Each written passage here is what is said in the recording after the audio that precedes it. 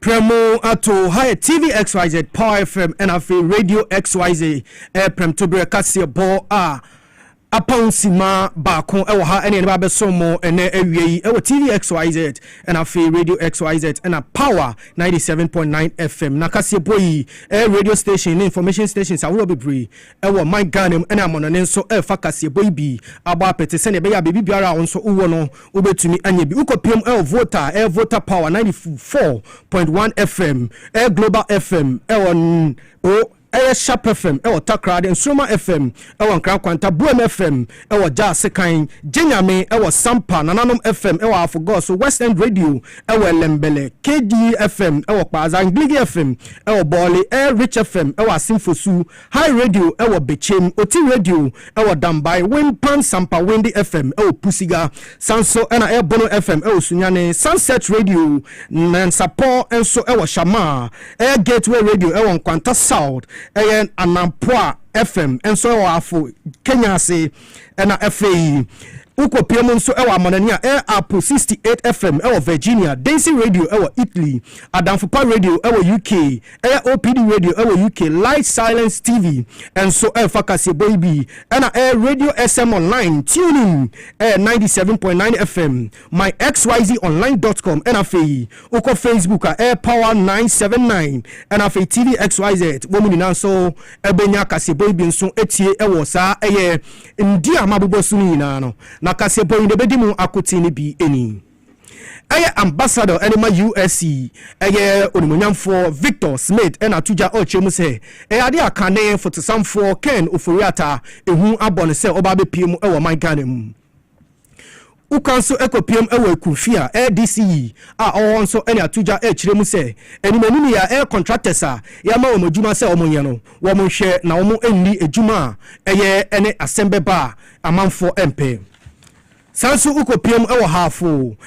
police for enana tuja chiremu se woma omko screening no dikan no womo hwe no so se dia messages ebeba om phone so ebema na boa se ne be ya ne wo se omoya etoso no enso ebedimu akoten we ene nsamfufuru bibri ene kan ene ba beso mo ewie se pram to bre Kasiebo TV XYZ Power 97.9 FM and Radio XYZ 93.1 ene ba beso mi amba be kenkan Kasiebo ede amamo ene ewie midin edi kufi abrantie Kasiebo no emu nchiremu ankasa eni ambassador enema USC odumunyam for Victor Smith enona tuja ochemu se empempre ni akwa yese Ghana kane photo sam for Ken Oforiata ye bo epin no ya tweno so mambe piemu my Ghana se ne be yansem bise bia my Ghana epese ebisa no de fasika bia omususu se amfa kwampa so my Ghana ama ya bo form no ombe yi ano no ena Victor Smith ene anop edopeyin emna oni okasa key point TV3 jumedie so ena oni tuja ochemu se dia Gabi ocheda kon wofase edema Ken Oforiata friend echiremu se dia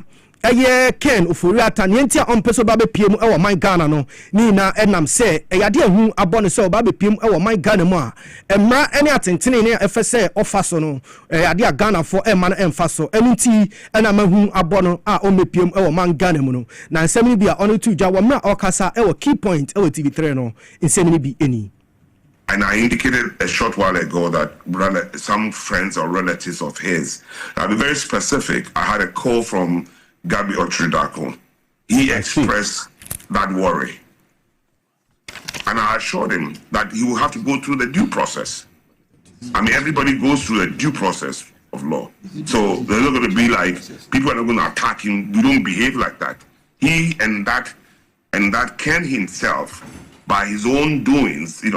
being evasive with the OSP arrest, have created this brouhaha around his case. So that is the point. So don't let nobody get me wrong. It was not my own view. It was a view expressed by Gabi Ochridako, who is a relative of his. He made a call to me, and I said, I wanted to have an opportunity to assure him that he would have to go through the due process like anybody else goes through the due process. So that anxiety, fear, and everything was expressed by Gabi.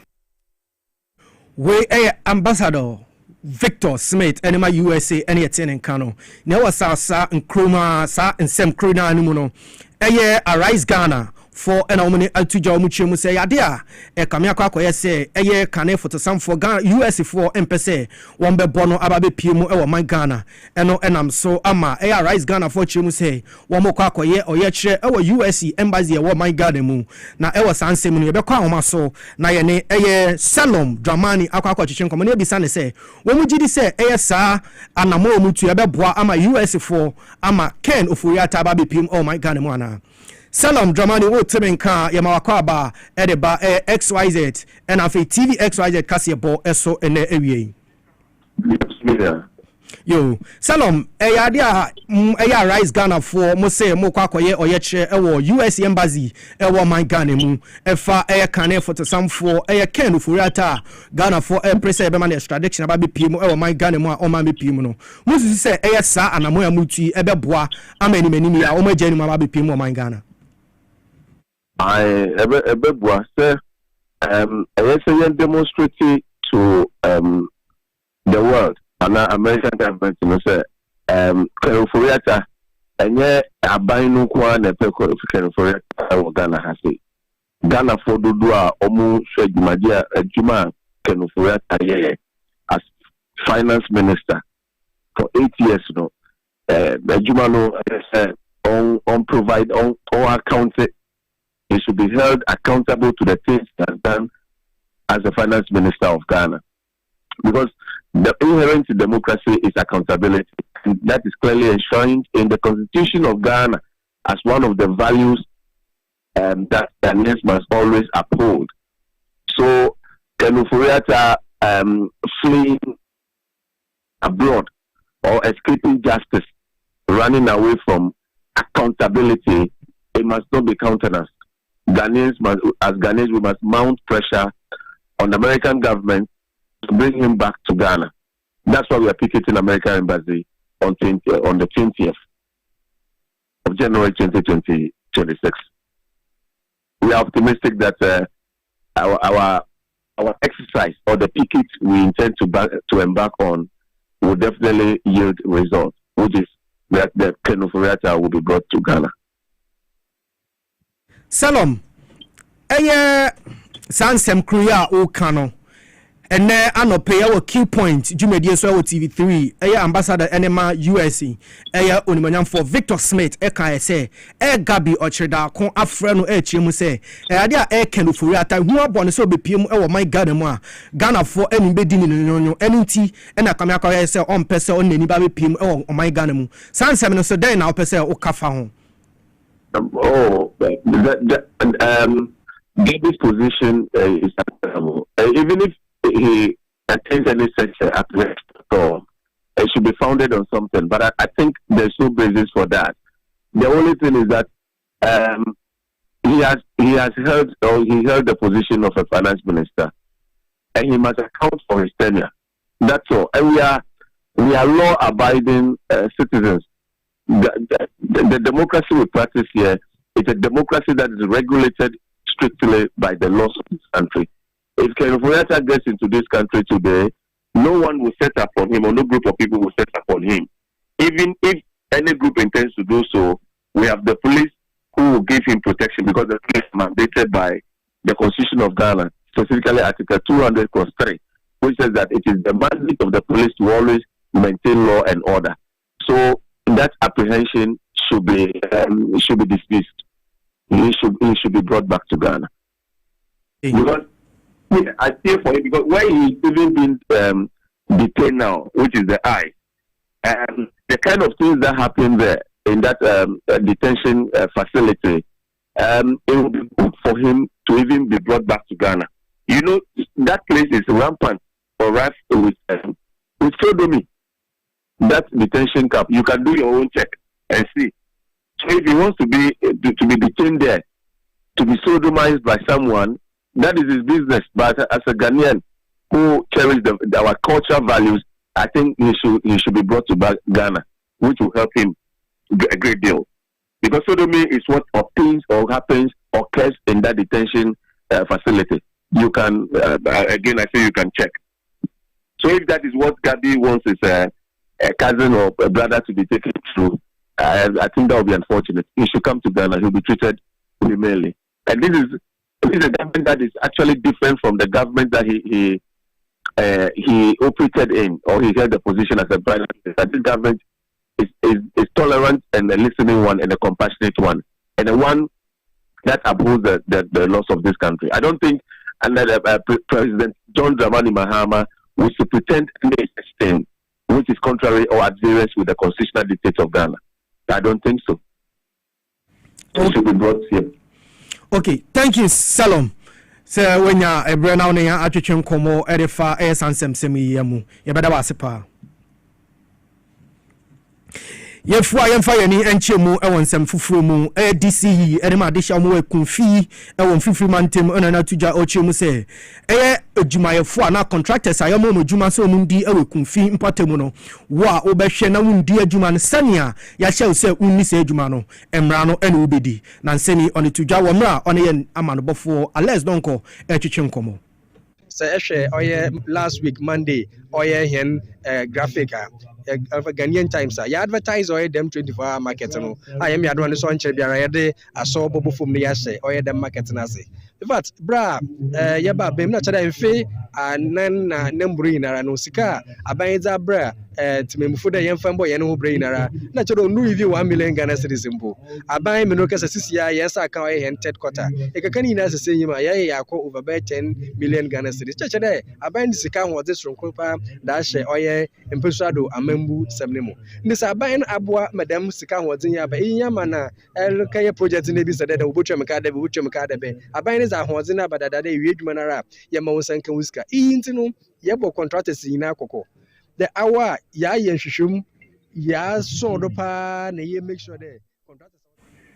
we Ishmael Asamoah DC Edema Additional Mu Ekunfi Enuechi a member of parliament Edema Additional Mu Ekunfi Dr. Otnell Eko enso ensem etuja ochemu se we ya ade edi kan a aban ba be na won behwe na ne amafoforo ese efata Additional Mu Ekunfi no wometumi aye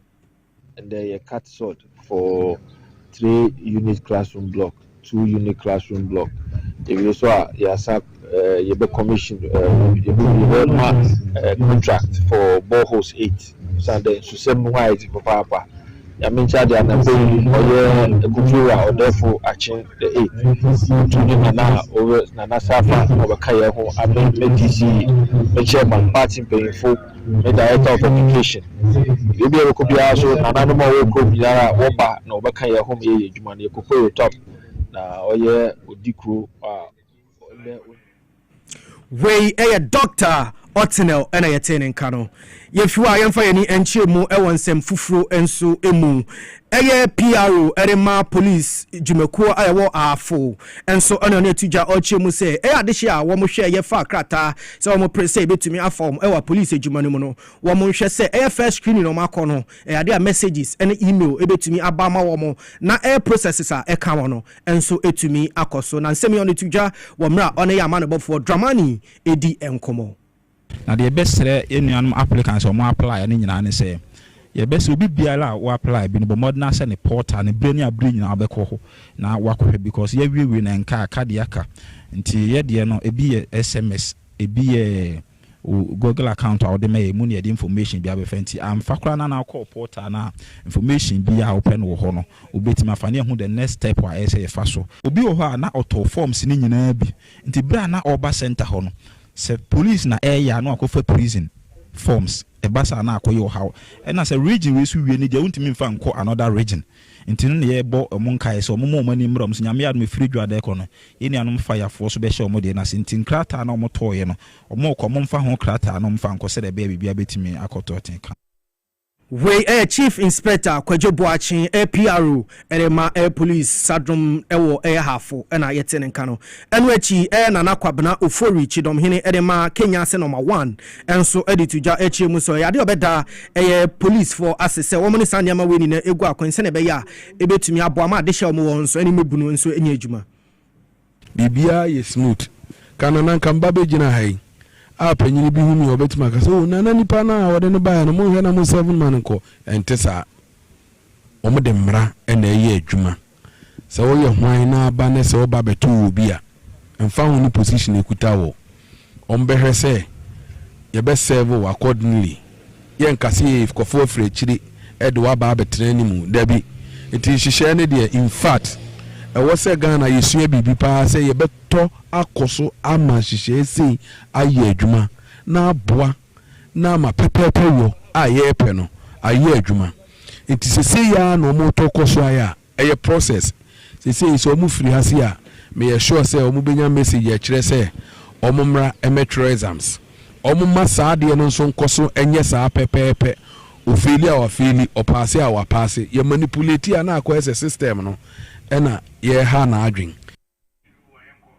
we ena na kwapna ofori chidom hene ewo Kenya se number 1 ene yetene nka no yefuwa ne ni echem ewo nsem fufuru mu enso a eye Ghana NDC amanyoko no chairman Johnson e se di nketia no nso ode atuja ochie mu se ade a aban a wa ba fufuru yi obehwe no ne niam egu akwam se ne be ya Islamic schools a ye pe ewo man Ghana mu ye nya ni na bi ewo regions ahoro ni na mu na nsemi ode tuja wo mra obo apro ewo eye o man Ghana mu ene one tansem no etuja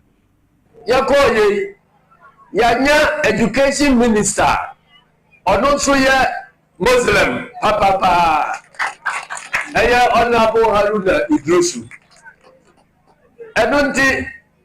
etisede ye twafufu na atonkwan mu enti mene na asase a ye whole plans ni ave kwanya ye be fatwa Islamic secondary school tonight. President promise say you better say region bia benya bino nyame boa ye betimi e de abremo say a make say ye de the baby school no as a contractor linsa enkekura oba wa besiase we NDC chairman Johnson the said nketia on an same way etuja and we chair member of parliament anima additional more thing and so edituja echi mu say ade aban awi ataso so de nyamani na begu akwan mu na waboa ama Islamic schools ayepe no ni na nso etumi edimu na fe kwan a wo mo ehwehwe ewo mo mantemu nso no wo metumi ayama wo e ma campaign we catch level say some to abanoma NDC a ye wo panin kasia nano atra aban no kura mu eko international eni se motoma ya moto amampuntu etine se kwan no ba nyina ya papa Johnson asedun ketia kwan o di kan ka ho se me kodu ya wasi kwan we the first kwan ya ele mo aduma kwan ya enwa nanso ade ya che bro ha nyansi eti bro ha ne ekosi dobo anarom enyoma wo hu nyina ready contractor no kura be pele dan asifo eti enja kura say national time Nigeria bro han bia na sekanse e ba ye bro han kwan no enja contractor no over kwan no so e kwa we su nyina say ne mi no abanya dia tu ne ko sefa abanya dia tu we a member of parliament anima time onimonyam for Suleiman Adama and ayete ne no eno echi emfa yani enkopie mu ewo Nkwanta South MCE enso abo apro ene ne akopie ewo miamia bia osusu se ade ebehia se ne menimi ya romso ombetumi nya school adan na aboa ama nhumasua ena afi adesua so etumi akoso ewo ho na emiani bia one neni ekopie mu wa mra obo apro no eye Adam eye Akora community eho ena MCE ede ma eye adesha omo Nkwanta South onimonyam for Joseph Awa entwi ene neni ekopie mu na nsema oni tudwa emra okopie mu no ebinso eni ende ye nyina ya nanti ya ho ebinim hia kwan ebinim hia nsuopa ebinim hia school adan ai betimi aboa. Don't forget His Excellency John Dramani Mahama the resetting agenda no eno ho anamo ene ye tumi no ka say dia schools ebeba yesu ebetu anamo ebekọ get fund ye be hwe say ometimi aboa ye ni anya project ni bi edi ebeboa ye communities ni bi omu ni bi omampeni de wama ya nda common fund no so no ye be hwe ni allocate bi edi ama communities a ehun be nya say anima ni mu ya no e wo se betimi anya at least 3 unit classroom block edi ama omu na nkwala na timi anya ba bi classroom wan kasa obeka ya we Joseph Awa ene yeten kano enu echi adesha mo sa mantemu no nso ene wo mane disem atuja wo mra amane bafo Ibrahim so ene wo matwetwe nkomo Kala bebre wo adesi afuna na nyina yeko ya do eni school ya ko school on them school ma ya ha na nkwala na ko school na mbwa ya nti kwene nya kanti minda ndi se mpiri adu ebe mbwa ya kwene so ya be nya teacher for because kwene nya nti no ya yes school dem kwa ya nya teacher nya obeka so obefa kwene ya ba then kola bebre ayegu ya ni school ko ni shi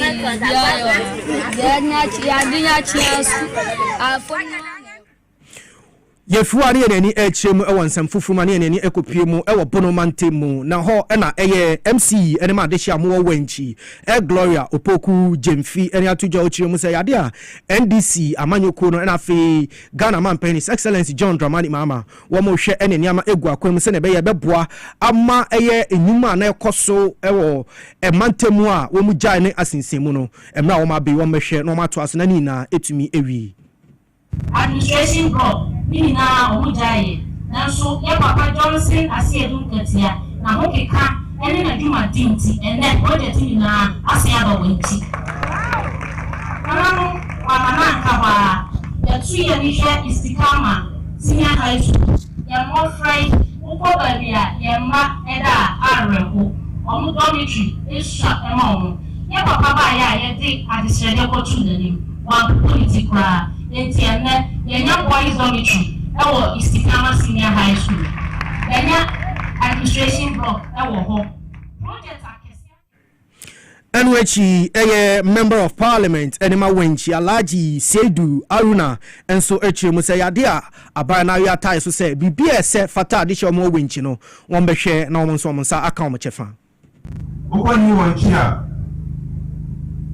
Yuna chama with makase wenchi ni wenchi chief compound is no I do best 60%. Yes, I have the best 4 months in here. You know, no be a project area. Oko Abwa, 6 units national is in the hall, and so I do best 70%. That's just Mr. the finance minister. NWH NDC chairman Johnson Asiedu Ketia and somewhere on the Ukopimo Ewo on Sembi Etuja Yankoti and Semibia on also any Tuja Mra Ukopimo Ewo Wenchi. Abatona Ebae said they want to buy is it to Abano Niso Kana Maina Puna Yawa if he say Yaka MPPA Nani Dimpa Muzia Damkwa Party. I say, yeah, Papa Muziano, I had no free. Also, yeah, I'm on your 7 so no, and Jimina, Eddie Nachi. And now MPP forces to say, I had a no go area for NDC. And so, now we say, one Jimai, any near Enti Emwana, woman de bois, ye papa Buzia, Wabra, or Tiasia, or any party. One Jimai will say, and then so Buzia free wa, I see look at Tiaswaba. Yefuani eni echemu enso ewonsem fufuru mu a na nanama trankunya edema adesha mu onungwa enso na mre womno ano SM etuja a omuchire mu so monsa sibia ewo trazako impatemu ekame akwa yese Langard for fa asase no afantie yade a omone ofre Ghana Police Service womo penhine anasadom hine Christian Tetayonu na afi Ghana man penhine His Excellency John Dramani Mahama sempempem ya omfanani emechire mu ewo ho emfama ba fe de kuku ne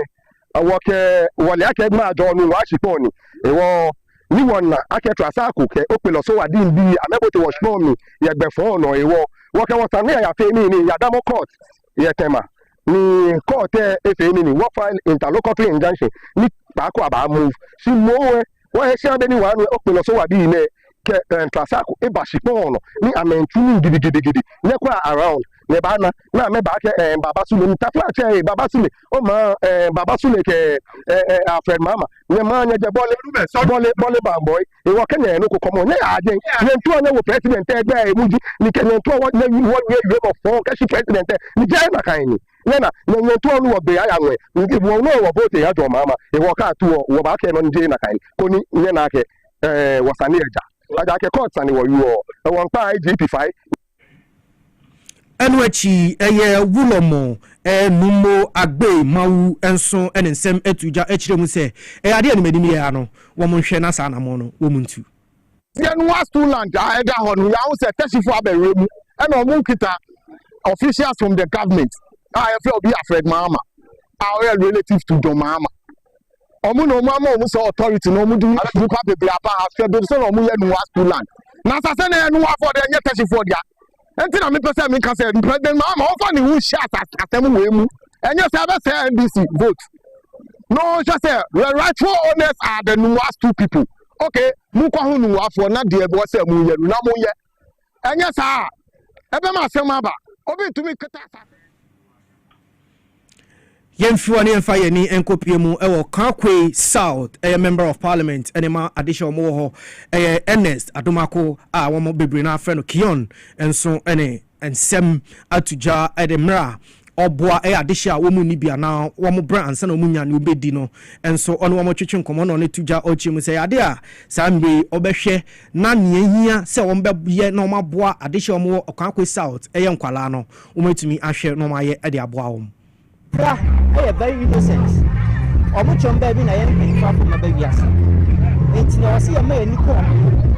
Ni ama o maniti apampa so. Ni antiti omuye. Omunyi ama yen panipa. Ni me gina he. Na nyam na shebe ni akopim se bewu. Me nya ba kokra. Enti sa ma fra yi e na ebesi ya nan. Enti zo ya panyin wani nku mofra ho a.